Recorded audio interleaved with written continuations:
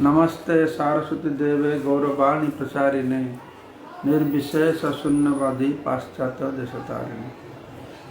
जय श्री कृष्ण चैतन्य प्रभु नित्यानंद श्री अद्वैत गदाधर शिवासादि श्री गौर भक्त वृंद। हरे कृष्ण कृष्ण कृष्ण हरे हरे, हरे राम राम राम हरे हरे। सो क्या टॉपिक है? Mind build up. The topic is something, today's topic is something mind build up, something like that. So when I saw the topic, I was contemplating building mind, right? Building mind. So that is a concept that we have to build up our mind. But my understanding is mind is inbuilt with us. So maybe the topic would be controlling mind, but when we say something control, then people get scared. Oh, controlling? Because nobody wants to be controlled. Control your mind, control your senses. Everybody wants to run their life in uncontrolled way. In material world, enjoyment means, happy life means uncontrolled. That is the definition. If there is a misconception that control means you have no happiness in your life. So everybody wants to be uncontrolled. So building your mind means controlling your mind. Otherwise mind is an inbuilt substance which always is there and moves along with the spirit soul. So in this session we will discuss about mind, what mind is all about and how it works, how it is used for our benefit. So the description on the basis of the scriptures is as follows, that we have two bodies. Each individual has one gross body and one subtle body. Gross body is the body that is visible to us, made up of earth, water, fire, air and ether. These 5 elements, gross elements. And subtle body known as Sukma Sharir, that is made up of, consisting Man, Buddhi, Ahankar, mind, intelligence and the ego. So this mind is the part of our subtle body. So what happens when somebody dies? That spirit soul lives behind the gross body, but mind moves along with the spirit soul. But mind carries the desires of the spirit soul. So to fulfill the desire of that particular spirit soul, mind follows the spirit soul. So how this mind works? Mind is considered as Manoha Sastani Indriyani Prakriti Sthani Karsati.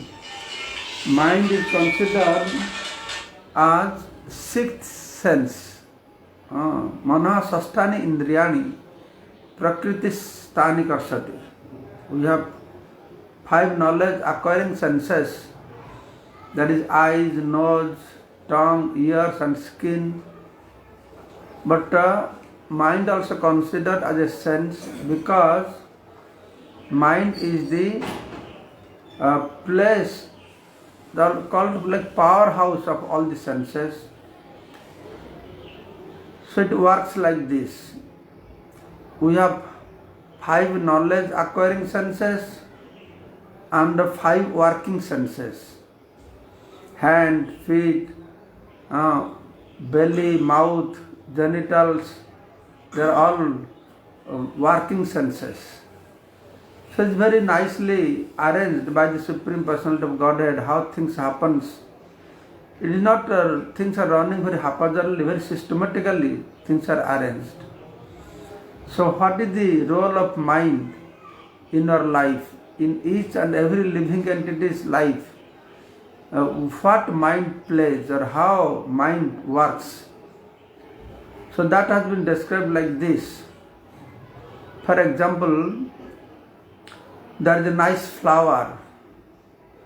So, how one perceives there is a flower?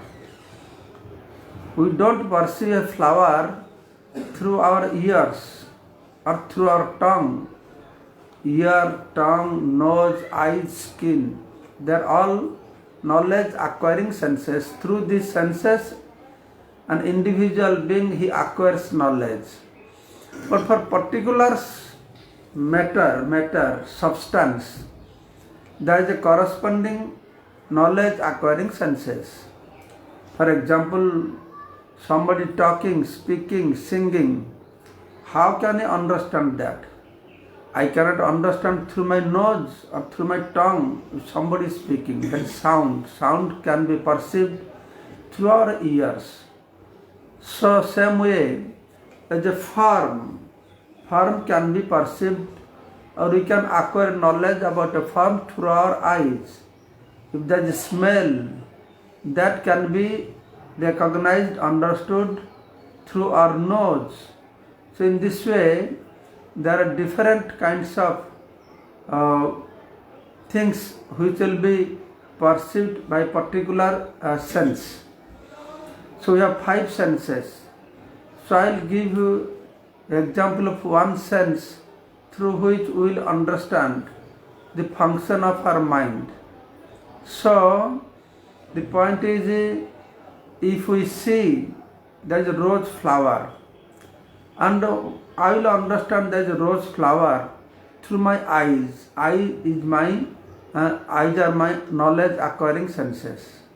So as soon as eyes will acquire this knowledge about a flower, then immediately that knowledge will be sent to mind. Same way every senses, as soon as they come in contact with the sense objects, when senses come in contact with the sense object, immediately they inform to mind. Then what happens?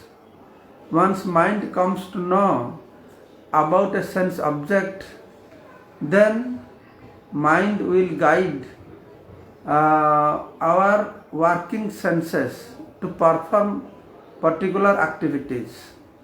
So then mind will tell to hand what to do now. Mind will prompt hand. According to the prompting hand will get from mind, the hand will work.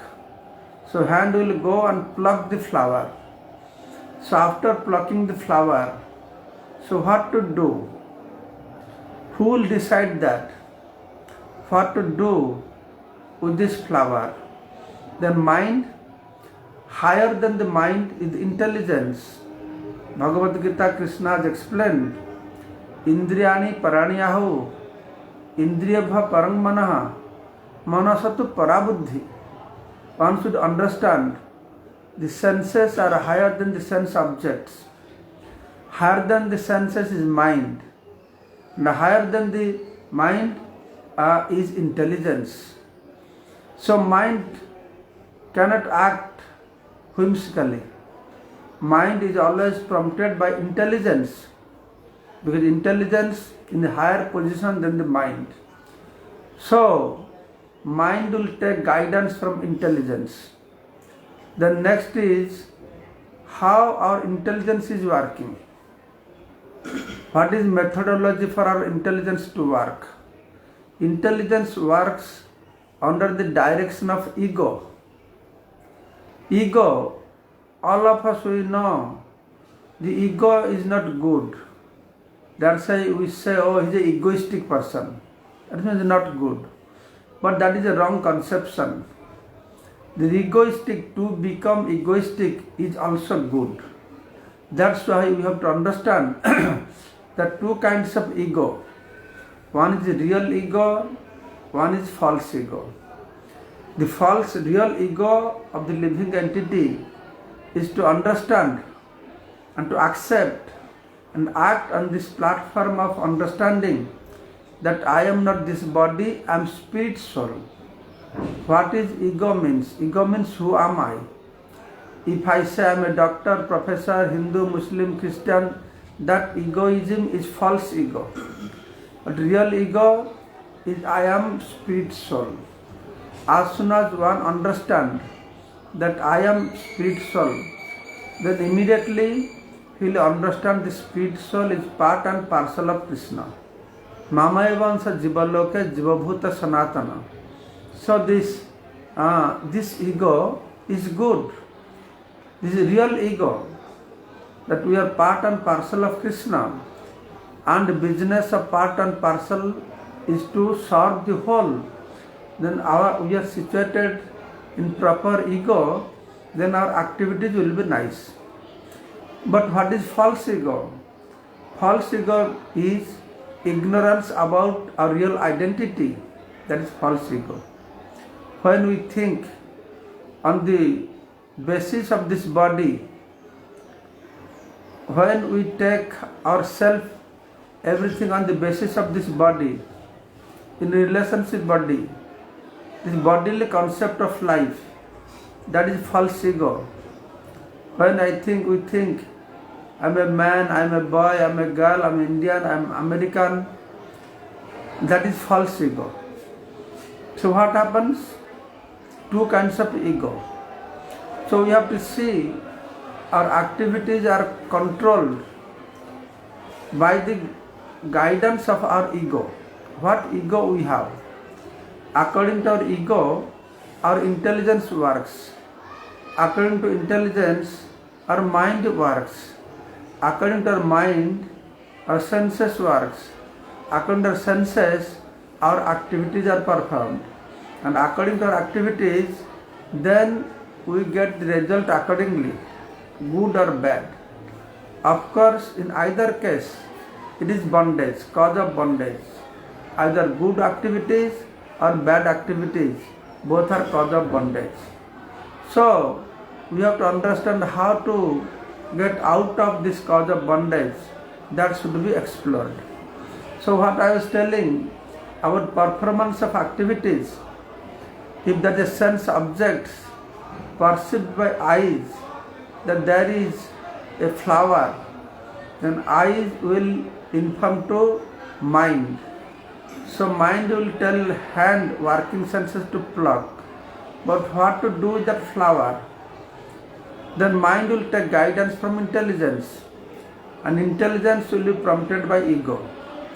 So if intelligence is prompted by a real ego, that I am spirit soul, part and parcel of Krishna, so my business is to serve Krishna, then that ego will give proper direction to intelligence.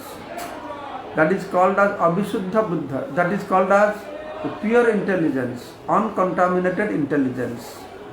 And uncontaminated intelligence will guide mind to take this flower and offer to Krishna, who is the owner of everything, who is the creator of everything. If our ego is a false ego, and falsely you are thinking I am this body and everything for my enjoyment, then immediately we will have contaminated intelligence. When you have contaminated intelligence, mind also becomes polluted.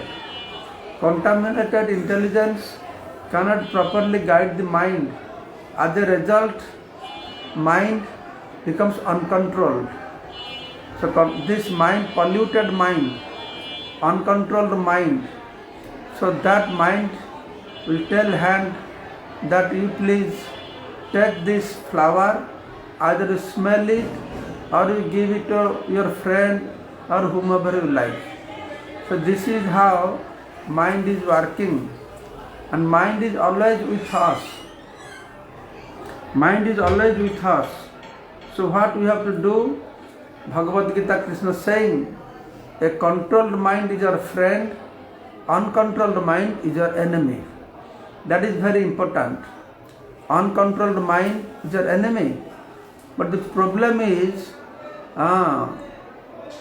the because we have contaminated intelligence, our basic understanding about enjoyment is we think that we should do things uncontrolled way. As soon as we speak about controlling, people get very upset. How to control me? I should have freedom. But they don't understand this kind of pseudo freedom is not the real freedom. This pseudo freedom puts us under more control. If we want to get the real freedom, then we should become free from the we are controlled by our mind. Actually, we should control the mind. People that think that drink tea, they smoke cigarette, they think I am enjoying. Actually, cigarette is enjoying us, tea is enjoying us, because we are controlled by cigarette, we are controlled by the tea. Somebody 8 a.m. takes a cup of tea. If 8 a.m. that cup of tea does not come to his table, then his head will start spinning, or he gets disturbed. That means he is controlled by the tea. So this very important thing to understand, that how controlling our senses, controlling our mind, we become really independent. Otherwise, if we remain controlled by our senses, controlled by our mind, then how can we have independence? So this process is given in Bhagavad Gita. Of course, it is not so easy to control mind. To control mind, to give a lecture on controlling mind is very easy. But when it really comes that we have to control our mind, it is very, very difficult. How can I control our mind? When personality like Arjun has admitted that controlling mind is Vayurupa Suduskara, it is very, very difficult for controlling mind. It is impossible. But Krishna gave a process how one can be able to control mind. That abhyasana tu kaunteya vairagyana cha grihate. For son of Kunti, he actually telling to all of us that we have to practice abhyas. If we practice vairagya, renunciation, we practice renunciation, then we can conquer, then we can control the mind. The process is given. One has to take interest in it. One who wants real self-benefit, then he should seriously understand all these technical points. What is cause of our suffering? Cause of our suffering is uncontrolled senses, uncontrolled mind, contaminated intelligence, and false ego. All these factors one must understand. Then we can try to adjust it. And how this mind will be controlled? Very simple thing. We have to adjust our ego. We have to have a proper understanding. Our ego. If ego is controlled, or our ego is rightly situated, then we have pure intelligence. These two things, contaminated intelligence, pure intelligence. In our original position in spiritual world, we have pure intelligence, and our ego is based on real ego. So that solves all the problems. But as soon as we come in contact with the illusory energy of the Supreme Personality of Godhead, then immediately our intelligence becomes contaminated, and our ego transforms to false ego. So these are the real cause of all the problems, the root cause of the problems. One has to explore all these problems if he wants to have a controlled, happy life. If that is not there, then it will not happen. And to control our mind, Krishna has given Manmana Bhava Madbhakta Madjaji Mang Namaskuru. Manmana Bhava. If you meditate upon Krishna through our mind, that mind will be controlled. That mind business is to meditate to think. That is mind's business. I'll tell you how mind works in two ways. Dhyate Vishyan Punsa Sangaste Supajayate. When mind meditates on sense objects, then try to enjoy, develop desire to enjoy. Dhyate Vishyan Punsa Sangaste Supajayate. Sangat Sanjayate Kama Kamat Krodha Vijayate Krodhat Bhavati Samma Samat Buddhinasa Buddhinasat Pranasyati. The specific process, how living entity becomes degraded, falls down. Meditating upon a sense objects from where he desires, develop desire to enjoy, then from that he develop anger, from anger he lost his intelligence. The whole process, how he falls down. It starts from the meditation. Meditation is the business of mind. But at the same time, Shastra also says, Jadano dhasana yukta karmagranthi nibandhanam chindanti kuvitastasya konur kurjat katharati. Jad anudha asina yukta. If somebody, asi means the sword of meditation, somebody engaged mind in meditation of the Supreme Personal Godhead, by that sword, one can cut off all the material bondage. So mind has business of meditation. You can meditate upon sense objects and degrade yourself and suffer life after life, go through the cycle of birth, death, old age and disease. That is one process.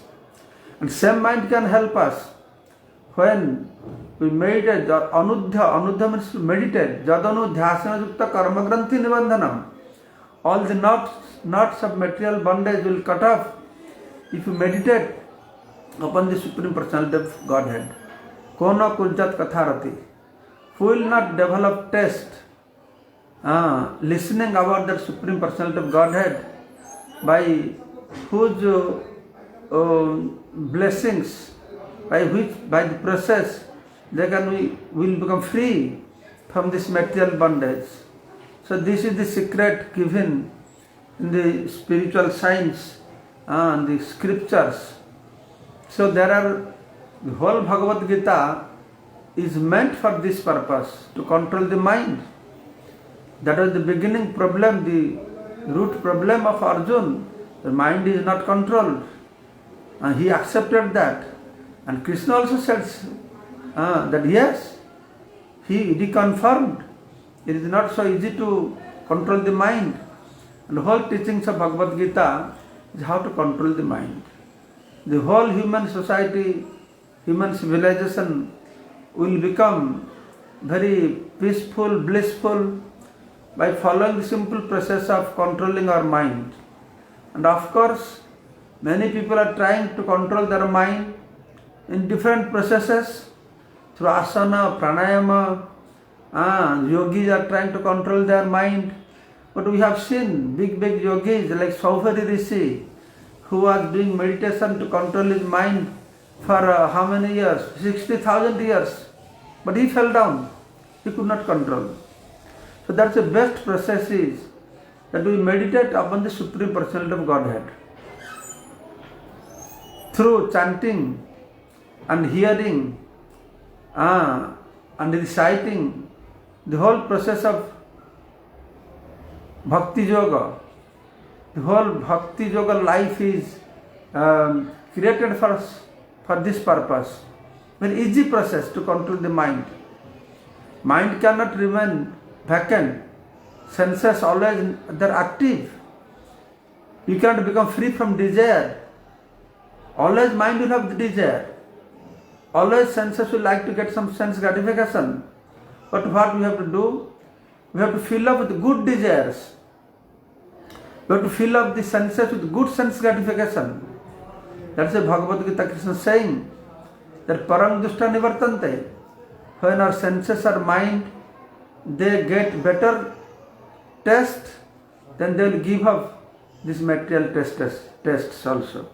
So in this way, Bhagavad Gita recommends us very simple process how to control our mind, simply by engaging ourselves in devotional service, chanting, hearing, taking prasadam, engaging in devotional services, and keeping ourselves busy in preaching activities, if our mind is engaged in good work, then it will not divert for the bad works. The mind gets good pleasure out of that. Thank you so much. Hare Krishna, Krishna Krishna, Hare Hare, Hare Rama, Rama Rama, Hare Hare. Hare Bol.